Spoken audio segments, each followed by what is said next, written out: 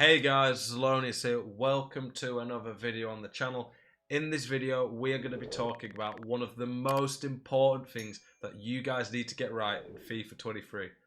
Your camera and controller settings. If you can get these right, it's going to help you get a lot more wins, and it's going to give you an advantage over your opponents who might be using the wrong settings. In this video, I'm going to explain all the settings, show you what I use, explain how each one works, and why you should be using the settings that I'm going to tell you about. I've played over 50 games in the last few days, so I have a good idea, and obviously certain things just translate and carry over from previous FIFAs. And I play thousands of games every year, so let's get into it. As a side note, I want to thank everyone who's been watching the videos over the last few days, who's been supporting the channel. If we hit 50,000 subscribers by Christmas, it's a big ask, but I know you guys can do it with the support show, then I'm going to do a PS5 giveaway for all my subscribers. 50,000 by Christmas. Like, comment, subscribe. The love you guys show is amazing. I appreciate it. So we're going to start off with controller settings.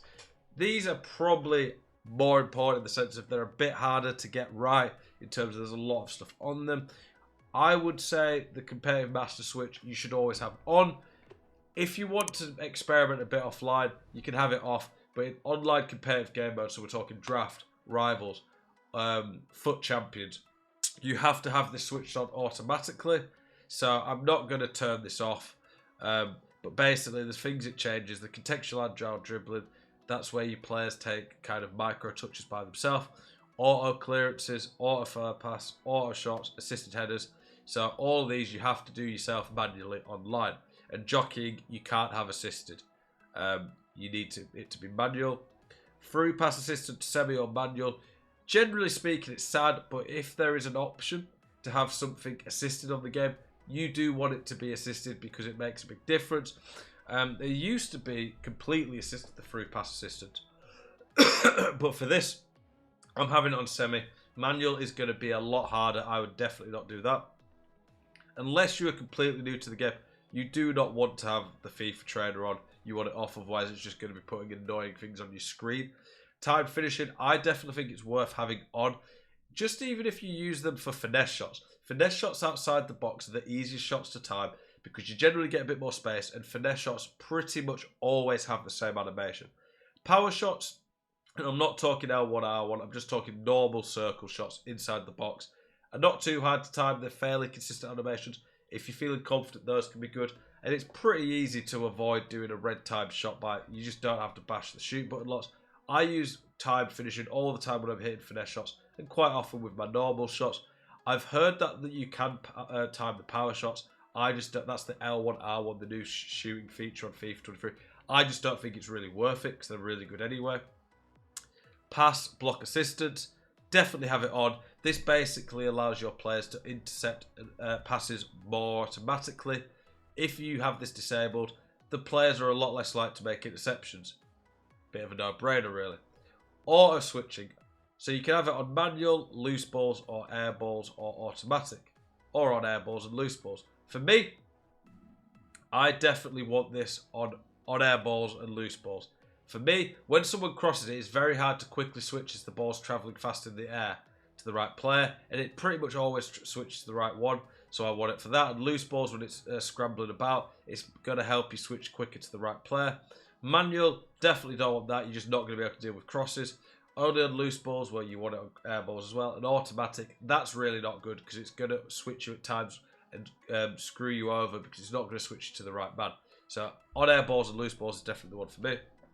Now for auto switching move assistance, you've got none, low, or high. For me, I definitely don't think you should ever use high. I think that just takes too much control away from you. Low is possible. If you struggle at switching, low can be pretty good. But I do think none is the best. But for the average player, maybe low's better. And maybe work your way towards none. But definitely never use high. Clearance assistance, you've got classic or directional. Basically classic, it will not go anywhere near where you aim, generally speaking. When you press the clear button, I always use clear, generally speaking, for headers. It helps you win them better. It will just go anywhere. Directional at least tries to aim the clearance where you are aiming. So I think that's better. Player lock. I don't really ever use this, but it's really hard to accidentally do this. So for me, I have it on just in case I ever want to. That's where you press the two analog sticks in and try make a player make a run. Icon switching, I have off. I don't think it's very useful. Right stick switching, you've got classic, player rotation, or adaptive. Player rotation is useless, so don't do that. Adaptive for me is a bit buggy and almost glitches the switching out and doesn't work properly on this game right now, in my opinion. So I'm sticking to classic, and I think it gives you a lot more control and works fine. Right stick switching reference, this is generally just based on what you prefer. They added ball relative, I think it was not last year but the year before. I've always been good at right stick switching using player relative, so I use that, and I do think it's more intuitive, so that would be what I recommend. But if you do prefer ball relative and that works for you, then feel free. Now for all these, assisted, in my opinion, is just the best way to go. Cross assistance, you could try semi, because it says that it will have a little assistance, depend more on where you point and how much you hold square. This one here, it's good when there's one man to cross to it, and it's perfect for that. But when there's a few, it's not quite as good, so you could experiment a bit with that. I'm going to experiment. For right now, I'm on assisted though. Lob pass assistance, you definitely want this on assisted. Lob passes are very easy. You don't want to make them harder by going semi or manual. There's no reason for that. Lob through pass has to be semi or manual. Basically, when they was on assisted, they was just too good. So you need to have it on semi. Manual's way too hard, so don't switch to that. Save assistance, this just doesn't matter. That's only for pro clubs if you're a keeper. Analog sprint, this is basically the further you hold R2, so the more you press it, the faster the player run. Basically, if I'm sprinting, I want my player to sprint as fast as possible. So I always have analog sprint off, because basically this means when it's off, the player, when I press sprint, will run as fast as possible. I don't want to be thinking about everything else going on in the game, and then am I pressing R2 slightly or a lot? I just don't think that's really a good feature. Pass receiver lock. If you played super delay and you can't get good ping, then early might be good for you. Well, animation start. This is a bit different to before. Power up. The pass receiver is locked as soon as the pass button is released. So this one here is the earliest. I don't think you want that. This one here, the pass receiver is locked early at the time when the kicking animation begins. This one is locked as late as possible. I use that because effectively for me, I want as much control as possible. I don't know if my opponent's going to read something and make me want to change the direction of the pass, or do some poor defending and something else opens up. You want as much control over your pass as possible, so I have that on late. I have the user vibration, feedback and trigger effects off. I don't want anything that's going to be more distracting. And then these, I use classic. The buttons are, generally speaking, use them what works for you, but I've always used classic. Those are controller settings. And then we'll go to our game settings. So this doesn't really do anything. That's more for playing offline. Camera, I use telebroadcast. For me, there's only telebroadcast or co-op, which I think you really want to use. Tele's a bit too zoomed in for me. Co-op's more zoomed out, but I prefer telebroadcast. It just seems a good fit for me. I've always used it on default. But yeah, co-op or telebroadcast are what work for me. Co-op's good for being zoomed out and having a better view of the whole pitch for maybe defending through balls or spotting through balls. But when you get good at knowing formations, attacking patterns, and using the radar, I don't think you need it. And telebroadcast is a bit easier to dribble with, even though dribbling's pretty poor in this game. And like I said, it's on default for me. Power shot zoom, I would generally recommend having this off. For me right now, I'm just almost find it funny to use. I have it zoomed on, the zoom turned on. I'm going to turn it off eventually though. It's more just for now I enjoy having it on. But I do think off is the more optimal setting.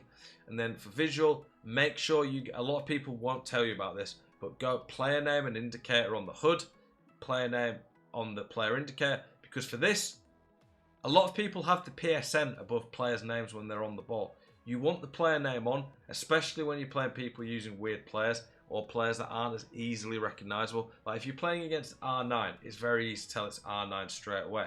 But if you're playing people who have players who look a bit similar, having the player name on so you know who's on the ball is important. For me, I don't want to be looking at the bottom of the screen looking at the player bars. I want to be looking where the ball is. So that's really nice to have on. And those are all our settings. Hopefully those have helped you guys. If you have any questions about any of the settings or want any more explanation or just reasoning on why I use what I use, please let me know.